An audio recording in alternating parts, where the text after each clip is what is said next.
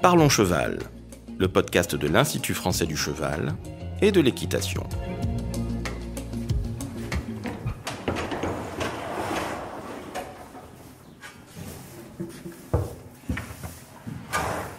Bonjour à tous, je suis Laurent Vigneault de l'Institut français du cheval et de l'équitation et aujourd'hui je reçois Anne-Lise Pépin, chargée d'études en économie et qui va nous parler d'acheter un cheval. Bonjour Anne-Lise. Bonjour. Alors, la première chose c'est déjà de définir un petit peu son besoin. Tu peux nous parler de ça un peu ? Pour acheter un cheval, il y a deux questions principales à se poser. C'est déjà pour qui est-ce que je veux acheter un cheval, c'est-à-dire par qui le cheval sera manipulé, et ensuite pour quoi faire. Alors c'est sûr que si on achète un cheval pour un cavalier débutant ou pour un amateur qui va vouloir faire de l'élevage et qui va être plutôt novice, il va falloir plutôt un cheval avec un tempérament plutôt calme. Et puis si c'est plus pour un cavalier confirmé, on pourra s'orienter vers des chevaux qui ont un tempérament éventuellement plus chaud. Voilà, il y a un adage qui est plein de bon sens qui dit à jeune cavalier vieux cheval et à vieux cheval jeune cavalier. Oui, alors précision, ici on ne parle que des chevaux de sport et loisirs, Oui, voilà. Et d'élevage éventuellement. On n'abordera pas aujourd'hui la partie course. Orientation sport loisirs, du coup l'élevage. Ouais. Voilà, et ensuite, pourquoi faire ? Il faut bien savoir, avant de se lancer dans l'achat d'un cheval, pourquoi est-ce que j'ai envie d'acheter un cheval ? Est-ce que c'est plutôt pour faire de la promenade, de la randonnée ? À ce moment-là, on s'orientera vers un cheval qui a plutôt bon caractère, qui est plutôt rustique, voire sportif, si jamais on veut s'élancer dans des randonnées qui vont faire plusieurs jours ou une journée complète. Est-ce que sinon, je veux faire plutôt des activités polyvalentes, un petit peu de tout, un petit peu de promenade, un petit peu de sport Voilà, il faudra plutôt un cheval qui a bon caractère, qui a quand même quelques capacités sportives. Ou est-ce que je veux faire de la compétition et progresser en compétition, ou à ce moment-là, on se focalisera plus sur les capacités sportives du cheval, ses origines éventuellement, génétiques, et puis son modèle et également son caractère, parce que pour se déplacer en compétition, il faut quand même un cheval qui ait relativement bon caractère. Et j'imagine son expérience aussi. Et son expérience, voilà. Donc toutes ces questions-là détermineront vers quelle race de cheval s'orienter, ou de poney, et quel âge, quelle expérience. Il y a des races plus ou moins adaptées selon l'usage qu'on va faire des chevaux ensuite ? Alors oui, il y a des chevaux qui sont produits dans un but d'une utilisation spécifique. Par exemple, pour la compétition, on retrouve, c'est surtout en grande majorité des chevaux selles français qui vont être achetés, il y en a 40%. Et sinon, on retrouve également des races étrangères de sport, comme le Z, le KWPN, l'Oldenburg, le BWP, le SBS. Et en poney, on va retrouver plus le poney français de selle ou le Connemara, par exemple. Alors qu'en promenade randonnée, on a beaucoup de chevaux aux origines non constatées qui sont achetés. Et on retrouve également beaucoup de réformés de course. La principale race qui est achetée pour la promenade randonnée, c'est le trotteur français. Et on retrouve également encore des races qui vont être produites plus dans un but de loisir, comme le Mérins, le Camargue, des chevaux américains et l'Alfinger pour les poneys.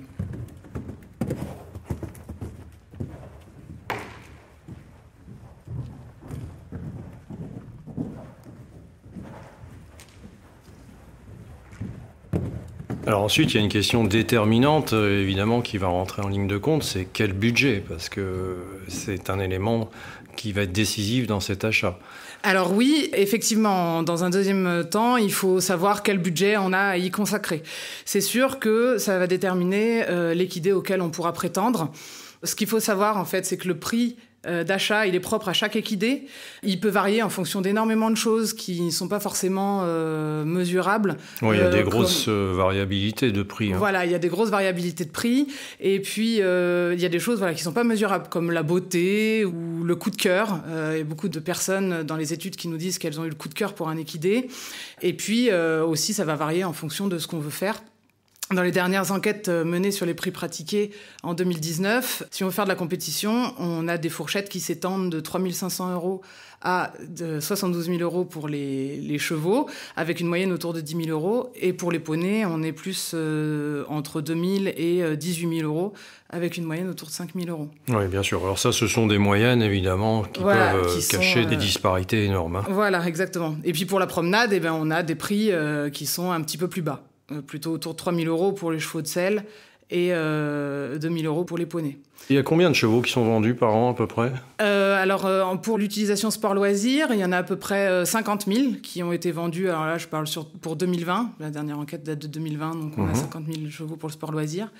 Et 7 000 chevaux pour l'élevage à vocation sport-loisir.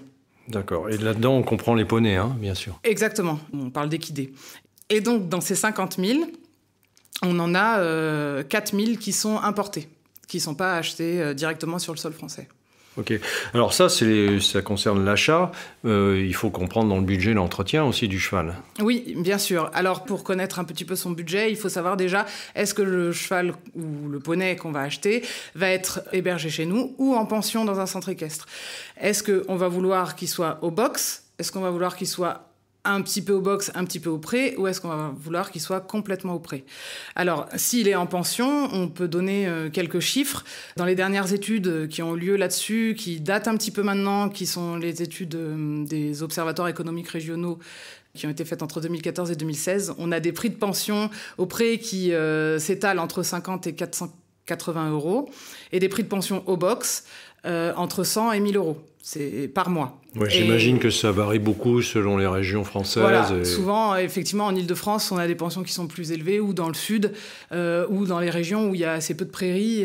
Oui, qui sont urbanisées en général. Ouais. Voilà, souvent, ce qu'il faut savoir dans les pensions aussi, c'est que d'autres prestations, comme les sorties au paddock ou aux marcheurs, etc., parfois sont à rajouter au tarif de base.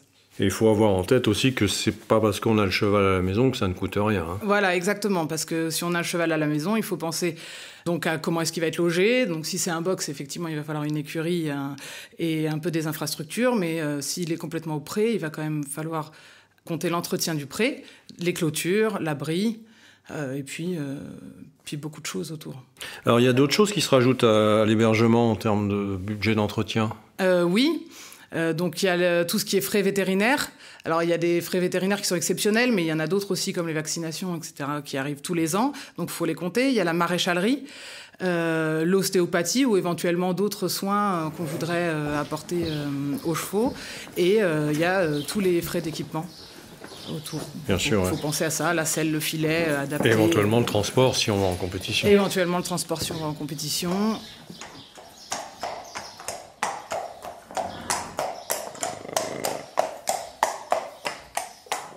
Alors, on a vu le besoin, on a vu le budget. Maintenant, comment on repère son cheval ?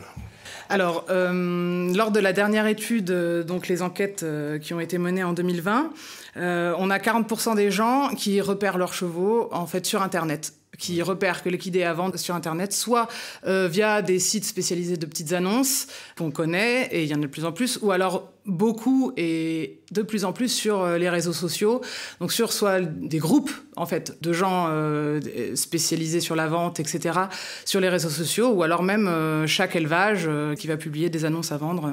Et sur les circuits de valorisation aussi, Oui, on peut aussi repérer un équidé à vendre. Alors c'est plutôt pour la compétition, sur les concours d'élevage qui sont organisés par la SHF. Donc c'est le concours d'élevage pour les moins de 3 ans, ou alors même sur les circuits de valorisation des chevaux de 4 à 6 ans, voire 7 ans. Ça arrive que les gens achètent des chevaux qu'ils connaissent par leur entourage ou par éventuellement un intermédiaire ? Alors oui, la deuxième manière la plus répandue pour repérer un équidé à vendre, c'est via son entourage et son réseau de connaissances. On a 27% des gens qui passent par leur entourage, une connaissance qui va les mettre en relation avec quelqu'un qui vend son cheval ou son poney. Et puis aussi, on a des personnes qui vont déjà connaître le cheval, qui vont acheter l'équidé au sein de leur centre équestre ou auprès d'un particulier qui va être leur ami, et du coup, ils connaîtront déjà le cheval. C'est important de se faire aider, conseiller dans ces cas-là ? Alors oui, de toute façon, ce qu'on conseille, c'est de ne pas hésiter à se faire accompagner de son coach ou de quelqu'un d'autre. Alors tout dépend du niveau qu'on a ou du niveau d'expertise qu'on peut avoir vis-à-vis des équidés, mais il est de toute façon vraiment conseillé de se faire accompagner. Et le coach a un vrai rôle, saura évaluer le niveau de l'acheteur, le niveau du cheval et savoir si ça pourra correspondre éventuellement pour l'utilisation qu'on veut en faire. Alors une fois qu'on a repéré ce cheval, on va passer à l'acte d'achat proprement dit. Donc là, il y a un certain nombre de règles à respecter. Tu peux nous en parler un petit peu ? Alors, ce qu'on conseille surtout, c'est de se déplacer pour aller voir l'équidé. Donc, éventuellement accompagné, voilà, c'est ce qu'on se disait tout à l'heure, de se déplacer accompagné de son coach ou alors au moins de quelqu'un un petit peu extérieur à la vente. Donc, de se déplacer pour voir l'équidé, pour l'essayer. Ça peut se faire donc chez le vendeur, ça peut se faire dans un lieu neutre éventuellement que l'acheteur aura défini avec le vendeur, ou ça peut se faire chez soi. Alors certains vendeurs proposent de prendre le cheval à l'essai chez soi. Il faut savoir que tous les vendeurs ne le proposent pas et ne sont pas d'accord avec ça, compte tenu du risque qu'ils prennent. En laissant le cheval chez l'acheteur pendant 2 semaines. Cette période d'essai, on peut appeler ça une période d'essai, elle peut être prévue via un contrat. Et de toute façon, qui est contrat ou qui est pas contrat, de toute façon, il y a toujours un contrat moral. L'acheteur a, en tous les cas, obligation de veiller à la conservation du cheval non acheté. Donc celui-ci devra être restitué dans le même état physique et mental. C'est recommandé de faire un contrat lorsqu'on achète un cheval ? Alors oui, de toute façon, dès qu'il y a acte de vente, il y a un acte juridique qui est fait. Chaque partie a l'obligation d'agir avec honnêteté et de tenir ses engagements. Et même s'il n'y a pas de contrat écrit, de toute façon, il y a un contrat. Alors, il est conseillé de faire un contrat écrit parce qu'il va être utile pour prévenir d'éventuels litiges par la suite. Le contrat doit être complété avec soin et correspondre à la réalité. Et il ne faut surtout pas oublier de noter l'utilisation qu'on souhaite faire du cheval et que le vendeur et l'acheteur soient d'accord sur ce contrat-là. Et on peut y ajouter des clauses particulières si besoin. Voilà. Et il y a un exemplaire qui est proposé par l'Institut du droit équin qui est disponible sur le site de l'IFCE, la rubrique Wikipédia, et également sur le site internet de l'Institut du droit équin.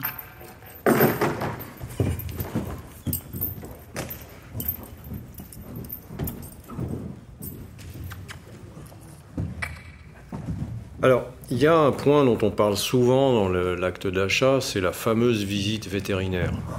Donc, est-ce qu'elle est souvent pratiquée ? Comment ça se passe ? Alors, lors des dernières enquêtes, donc la visite vétérinaire, elle est faite dans 40% des cas, ce qui pourrait paraître un petit peu bas, mais il faut savoir qu'on a tous les chevaux pour le sport loisir, donc de la promenade à la compétition, et puis suivant l'âge aussi. Alors, tout dépend de ce qu'on souhaite, quelle garantie on souhaite avoir. Pour un usage en compétition, c'est 70% des chevaux qui ont une visite vétérinaire. On fait quoi dans cette visite vétérinaire ? Alors, cette visite vétérinaire, donc, elle est conseillée, mais pas obligatoire. Et en fait, le vétérinaire, il va vérifier l'état de santé de l'animal et son intégrité physique. Donc on peut faire soit un examen général des yeux, du cœur, de l'identification, savoir si on a le bon cheval, soit on peut faire un examen un petit peu plus poussé de la locomotion en faisant des palpations articulaires, des différents tests de flexion, de pied, de la planche. On peut faire bouger le cheval sur sol dur, sur sol mou, en ligne droite, en cercle pour voir s'il y a des problèmes de locomotion. Ou alors on peut aller pousser encore plus loin et faire réaliser des examens radiographiques. Donc soit des membres, alors ça peut être de 2 membres ou des 4 membres, ou du rachis, voilà, des cervicales, etc. Et il y en a qui vont même jusqu'à faire des endoscopies, des examens vétérinaires vraiment très poussés. Il faut savoir que cette visite vétérinaire, son prix, il va dépendre évidemment des examens réalisés. Donc c'est aussi quelque chose qu'il faut prévoir dans le budget pour l'acheteur. Enfin, tout ça, j'imagine que ça dépend aussi de la valeur du cheval qu'on va acheter et du niveau de compétition qu'on envisage. Voilà, et de la prise de risque, en fait, en achetant le cheval. Alors, une fois qu'on a fait tout ça, il y a encore des démarches à faire, les démarches CIR notamment ? Alors oui, une fois qu'on a acheté le cheval, que le vendeur et l'acheteur se sont mis d'accord sur un prix, il y a des obligations légales vis-à-vis du CIR, qui est le système d'identification relatif aux équidés. Donc déjà, une fois que l'acheteur a acheté son équidé, le vendeur doit lui donner le livret du cheval, son livret d'identification, ainsi que la carte d'immatriculation du cheval. Alors la carte d'immatriculation, c'est le document officiel qui indique la propriété et qui est enregistré dans la base de données CIR. Il faut savoir que le vendeur est obligé de vous donner la carte d'immatriculation une fois que le cheval est payé en entier. Il ne peut pas vous la donner avant. Et voilà, et une fois que vous avez payé votre cheval complètement et que vous avez la carte d'immatriculation, et vous avez 30 jours pour aller faire renouveler cette carte d'immatriculation auprès du système d'identification relatif aux équidés. Et c'est un peu plus compliqué pour les chevaux importés. Alors voilà, ce que je disais avant, c'est si le cheval, il est déjà inscrit à la base CIR, parce que tout équidé sur le sol français doit être inscrit, enregistré dans CIR. Donc si le cheval est importé, ça veut dire qu'il n'est pas enregistré dans CIR puisqu'il n'a jamais été en France. Donc le vendeur doit fournir à l'acheteur un passeport étranger. L'acheteur doit faire attention à être bien en possession de l'original du passeport et que celui-ci apporte toutes les informations nécessaires à l'enregistrement de l'équidé. Donc comme son pédigré, sa puce, son signalement, qui pourrait permettre d'enregistrer l'équidé dans la race souhaitée. Voilà, l'équidé, il doit être enregistré dès qu'il est importé sous 30 jours, également au CIR. Et en fait, comme la démarche, elle est un petit peu plus complexe, je vous invite à aller voir la rubrique CIR et démarche sur le site internet de l'IFCE. Oui, très bien. Oui.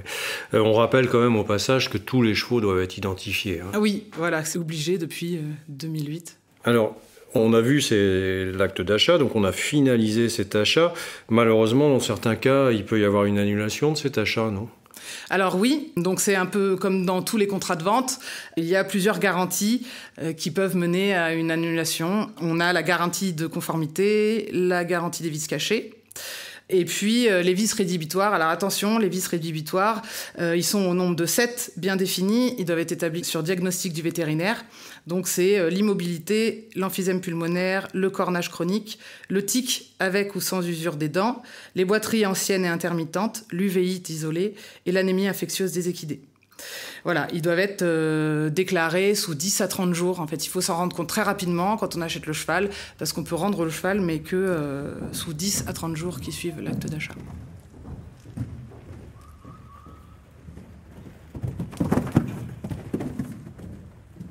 Très bien, donc si on résume en gros cet acte d'acheter un cheval, quels sont les 3 points essentiels à retenir ? Alors les points essentiels, donc, c'est de bien définir son besoin, de savoir pour qui, pourquoi faire le cheval, de se faire accompagner et puis de savoir que l'achat d'un cheval, c'est un acte qui engage sur plusieurs années.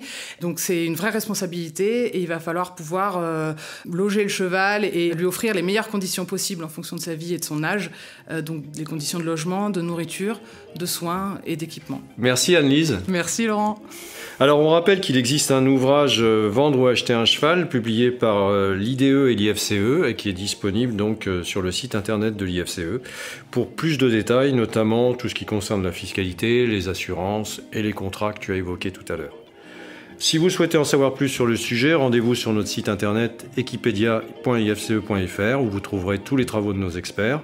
Vous pouvez aussi nous rejoindre sur notre groupe Facebook Equipedia, Sciences et Innovation Équine pour plus de contenu. Pour ne manquer aucun épisode, abonnez-vous, partagez, commentez et n'hésitez pas à laisser 5 étoiles sur Apple Podcast.